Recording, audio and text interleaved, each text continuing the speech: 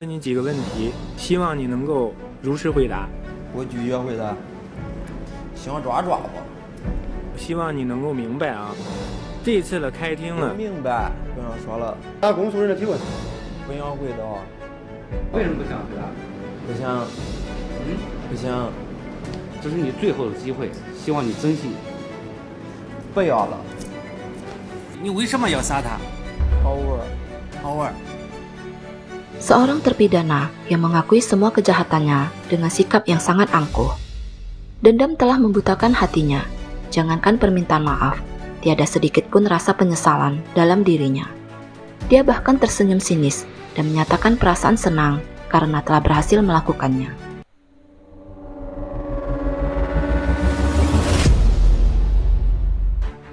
It's Jejelisius Storytime. Halo teman-teman, gimana kabar kalian semua? Semoga sehat dan bahagia selalu ya. Di video kali ini, JST akan menceritakan sebuah kasus yang berasal dari negara Cina. Seperti apakah kasusnya? Yuk kita mulai. Pada malam tanggal 24 Mei 2010, kantor kepolisian di Kabupaten Yanqing, Kota Xinxiang, Provinsi Henan, menerima laporan dari keluarga Li yang mengatakan bahwa putri mereka yang bernama Xiaoyi, berusia 22 tahun, telah meninggal dunia di dalam kamarnya. Polisi yang diterjunkan ke lokasi rumah keluarga Li menemukan bahwa gadis tersebut tidak memiliki tanda-tanda kehidupan lagi. Dari hasil otopsi diketahui bahwa terdapat lebih dari 10 luka tusukan yang mengenai jantung dan paru-parunya. Penyebab kematian karena kehabisan darah akibat luka yang dideritanya. Ibu Xiaoyi juga ditemukan dalam keadaan pingsan di dalam kamar anaknya tersebut. Xiaoyi tidak pernah mengunci pintunya setiap mau tidur. Itu jugalah yang menyebabkan pelakunya mudah masuk ke dalam rumah dan menghabisi dirinya. Menurut penuturan ibunya, malam itu sekitar pukul 21 malam, suami dan anaknya telah terlebih dahulu masuk ke dalam kamar. Setelah mengunci pintu gerbang depan, dia kemudian membereskan beberapa pekerjaan rumah di ruang keluarga. Saat itu tiba-tiba dia mendengar suara aneh yang datang dari arah luar halaman. Dia segera mengintip keluar dari balik jendela dan berteriak, "Siapa di sana?" Karena tiada jawaban, dia memutuskan untuk pergi mengecek ke arah suara tadi. Namun baru saja berjalan keluar, tiba-tiba terdengar suara teriakan minta tolong dari kamar anaknya. Dengan panik dia pun bergegas lari ke kamar anaknya. Sesampainya di sana, dia segera menyalakan lampu. Dan betapa terkejutnya ketika melihat ada seorang pria dengan posisi membelakanginya, sedang memegang sebilah belati yang diayunkan berulang-ulang ke arah anaknya.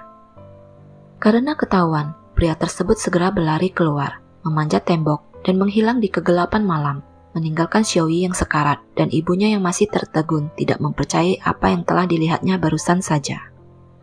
Karena terkejut dan ketakutan yang luar biasa, akhirnya ibu Xiaoyi pun pingsan tidak sadarkan diri di dalam kamar anaknya. Pihak kepolisian segera melakukan penyelidikan di lokasi kejadian untuk menemukan petunjuk penting terkait kejadian tersebut. Tidak terdapat kerusakan pada pintu gerbang, namun terdapat sejumlah jejak sepatu pada dinding di samping pintu. Tidak terjadi pengerusakan di dalam rumah, tidak ada uang dan barang berharga lainnya yang hilang. Kedua orang tua Xiaoyi juga tidak terluka. Sepertinya pelaku yang berhasil masuk ke dalam rumah langsung menuju ke arah kamar Xiaoyi. Hal itu menandakan bahwa kemungkinan pelaku mengenal korban dan mengetahui seluk-beluk lokasi rumahnya. Dari catatan telepon genggam Xiaoyi, diketahui bahwa penelpon terakhir adalah mantan pacarnya yang bernama Feng Shuangfu. Polisi juga menemukan sepasang kacamata di atas dinding depan yang belakangan setelah diselidiki terdapat DNA milik Feng. Selain itu, jejak sepatu di dinding juga merupakan miliknya.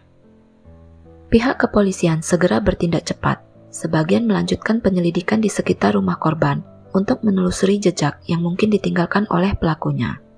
Sedangkan yang lainnya segera bergegas menuju ke arah rumah Feng di Kabupaten Huochia. Dari hasil penyelidikan terhadap keluarga dan para tetangga Feng, diketahui bahwa ternyata sudah beberapa hari ini Feng tidak pulang ke rumah. Kemungkinan Feng sedang bersembunyi di suatu tempat untuk menghindari penangkapan terhadap dirinya. Sementara itu, pada subuh menjelang pagi hari, polisi yang berada di rumah keluarga Xiaoyi berhasil menemukan bercak darah yang memanjang sejauh hampir 1 kilometer dari lokasi kejadian, menuju ke arah sebuah ladang gandum dan menghilang di sana. Dari hasil penelusuran diketahui bahwa darah yang berada di atas tanah tersebut walaupun tidak banyak namun masih baru, sehingga polisi saat itu berasumsi kemungkinan darah tersebut milik tersangka Feng yang terluka ringan dalam pelariannya. Walaupun Feng tidak terluka parah, namun kemungkinan dia tidak akan melarikan diri terlalu jauh dari sana dan masih bersembunyi di sekitar ladang tersebut. Polisi mendapatkan informasi dari warga sekitar yang pagi itu sedang bekerja di ladang, bahwa dia melihat seorang pria mencurigakan yang tidak mengenakan pakaian melewati daerah tersebut. Berdasarkan petunjuk tersebut, polisi segera mengerahkan segenap anggota kepolisian yang ditemani oleh anjing pelacak agar dapat segera menemukan tersangka sebelum dia sempat melarikan diri dari sana. Tidak berapa lama kemudian, mereka berhasil menemukan Feng yang berumuran darah sedang terbaring di tanah di dalam ladang gandum.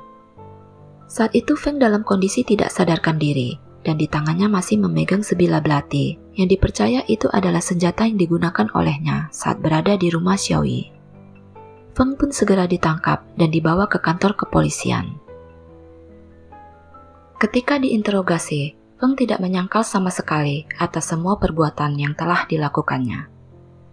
Dia mengaku telah pergi ke rumah Xiaoyi, memanjat tembok, menghabisinya, kemudian pergi dari sana. Namun saat ditanya tentang motifnya, dia hanya diam saja dan terlihat sangat cuek dengan mengatakan bahwa mereka tidak perlu banyak bertanya lagi.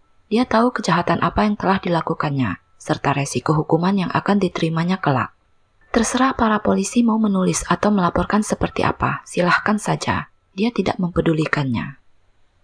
Selama 7 bulan sejak penangkapannya, sampai dengan dimulainya persidangan terhadap dirinya, dia tetap diam dan tidak mau bekerja sama dalam penyelidikan yang dilakukan terhadapnya. Persidangan pertama dilakukan pada tanggal 21 Desember 2010, di mana di dalam persidangan, perlakuan Feng tidak jauh berbeda seperti sewaktu dia diperiksa di kantor kepolisian. Tingkahnya sangat cuek dan angkuh sekali, acuh tak acuh dalam menjawab segala pertanyaan yang diajukan kepadanya, membuat semua orang yang berada di dalam ruang persidangan pusing menghadapi sikapnya.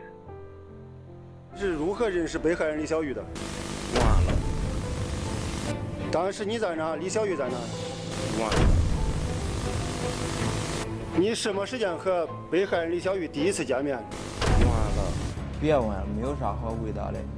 好，是不是你杀害的？是你杀的吧？你烦不烦？我再问你最后一个问题，你现在后悔不后悔？不后悔。啊？不后悔。 Orang tua Feng yang turut hadir di dalam persidangan merasa sangat sedih dan cemas atas sikap yang ditunjukkan oleh anaknya selama berada di dalam persidangan. Mereka mencoba membujuk Feng agar dia mau lebih bekerja sama di dalam persidangan, karena mereka merasa khawatir andai Feng tetap mempertahankan sikap buruknya, dia akan mendapatkan hukuman yang berat. Bahkan ayahnya sampai menangis dalam usahanya untuk membujuk anaknya agar mau bersikap lebih baik. Feng sempat menunjukkan kesedihannya, matanya berkaca-kaca, namun dia tetap bersikukuh tidak mau menunjukkan sedikit pun rasa penyesalan, apalagi mau bekerja sama selama di persidangan. Dengan tekadnya yang kuat, dia berkata kepada kedua orang tuanya agar tidak perlu bersedih lagi untuknya, tidak perlu datang lagi melihatnya. Dia bahkan berusaha memutuskan hubungan keluarga dengan kedua orang tuanya agar mereka tidak perlu merasa bersalah dan tidak usah bersusah payah membujuknya lagi. Ini adalah perbuatannya sendiri, biarlah dia yang menanggung semua resikonya sendiri. Lebih gilanya lagi, ketika ditanya oleh ayah Xiaoyi di dalam persidangan, alasan dia melakukannya.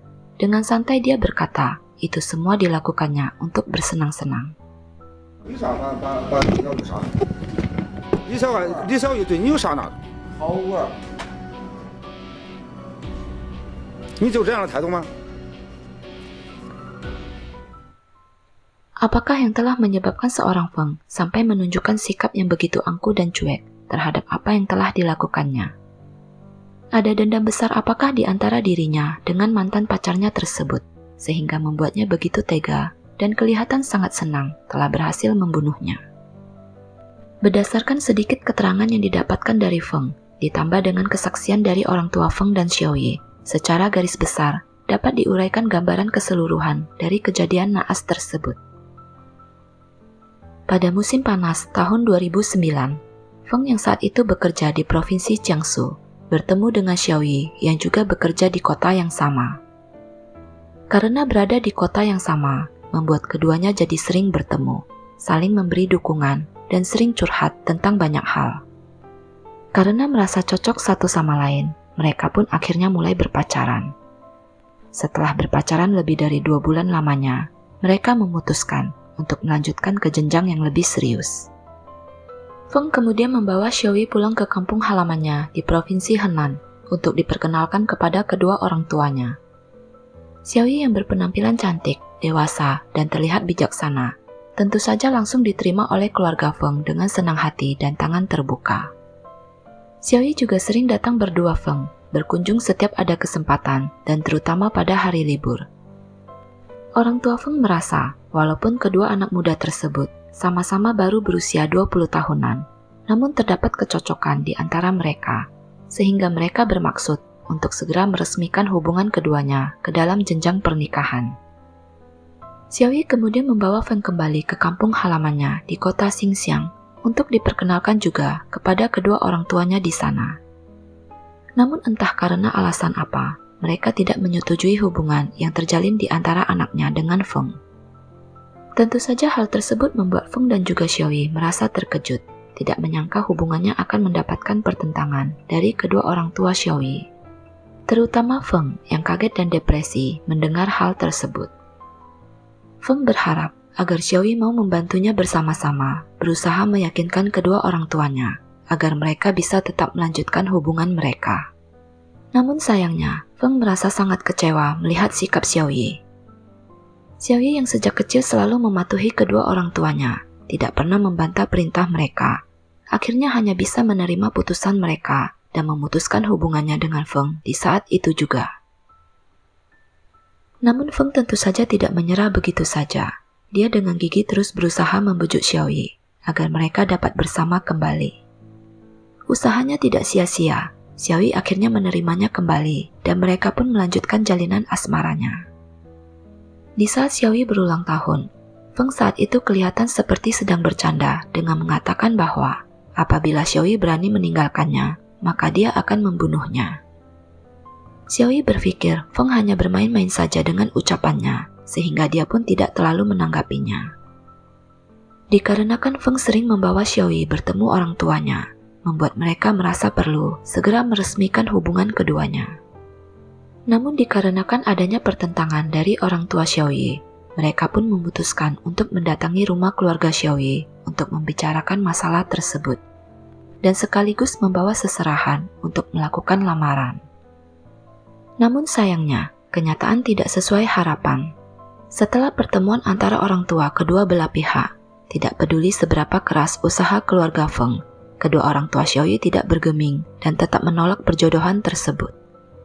Mereka tidak berterus terang mengutarakan alasan utama penolakannya. Mereka hanya mengatakan tidak mau Xiaoyi menikah dan tinggal terlalu jauh dari rumah mereka. Tentu saja itu hanyalah alasan saja, karena sebenarnya jarak rumah di antara kedua keluarga tidak lebih dari 100 km saja. Buktinya Xiaoyi diperbolehkan bekerja di kota Jiangsu, jadi itu jelas hanyalah sebuah alasan yang dibuat-buat saja. Orang tua Feng mengatakan akan membeli sebuah mobil untuk digunakan oleh anaknya agar setiap saat mereka dapat pulang ke rumah orang tua Xiaoyi. Namun tetap saja niat baik mereka ditolak oleh orang tua Xiaoyi. Karena merasa menemui jalan buntu, Feng tiba-tiba berlutut di depan orang tua Xiaoyi, menundukkan kepalanya sambil memegang tangan mereka dan memohon agar merestui hubungan mereka berdua, mau menikahkan putri mereka dengannya. Jika itu karena masalah jarak di antara mereka yang terlalu jauh, maka nanti dia akan mencari rumah di sekitar daerah rumah orang tua Xiaoyi, agar setelah menikah nanti, mereka akan pindah dan tinggal di sana. Namun hal tersebut tidak membuat kedua orang tua Xiaoyi merubah pendapatnya. Mereka tidak peduli apapun penawaran yang diajukan oleh Feng dan keluarganya. Orang tua Xiaoyi memang dari awal tidak menyukai Feng, sehingga apapun alasannya, mereka tetap bersikuku tidak akan menerimanya sebagai menantu. Tentu saja hal tersebut membuat Feng merasa terpukul dan sedih sekali. Dikarenakan lamarannya ditolak, orang tua Feng pun segera mengajaknya bergegas pergi dari sana. Namun sebelum berlalu, Feng berdiri di depan rumah Xiaoyi dan menangis dengan sangat keras. Dia merasa sangat sedih dan tidak rela melepaskan Xiaoyi begitu saja. Namun apa daya, Xiaoyi tidak dapat berbuat banyak. Dia harus mendengarkan kedua orang tuanya dan meminta Feng agar tidak menghubunginya lagi. Feng tidak menyerah begitu saja. Dia terus berusaha menghubungi Xiaoyi agar dia mau menerimanya kembali. Karena merasa terganggu, belakangan Xiaoyi tidak mau mengangkat telepon darinya lagi. Karena teleponnya tidak tersambung, Feng pun mulai terus-menerus menelpon ke rumah Xiaoyi agar dapat berbicara dengannya. Orang tua Xiaoyi yang merasa terganggu atas ulah Feng akhirnya memutuskan saluran telepon rumahnya. Hal tersebut membuat Feng bertambah gusar dan marah. Rasa sayang dan cintanya yang besar lama-kelamaan berangsur-angsur berubah menjadi kebencian yang mendalam. Feng berpikir dikarenakan dia tidak diperbolehkan untuk bertemu dan berbicara lagi dengan Xiaoyi, maka dia akan langsung pergi ke rumahnya untuk menemuinya. Dan jika Xiaoyi berani menolaknya, maka dia akan membuatnya menyesali keputusannya. Jika saya tidak bisa mendapatkannya, maka saya akan menghancurkannya sekalian. Begitu yang ada di benaknya saat itu. Pada tanggal 24 Mei 2010, Feng membeli sebilah belati di Xinxiang, Henan, dan kemudian pergi ke Kabupaten Yanqing, di mana rumah Xiaoyi berada.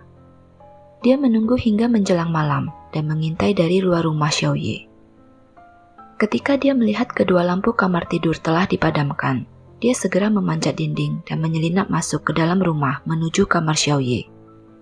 Tanpa memberikan kesempatan kepada Xiaoyi untuk bereaksi, dia menikamkan belati berulang-ulang ke tubuhnya.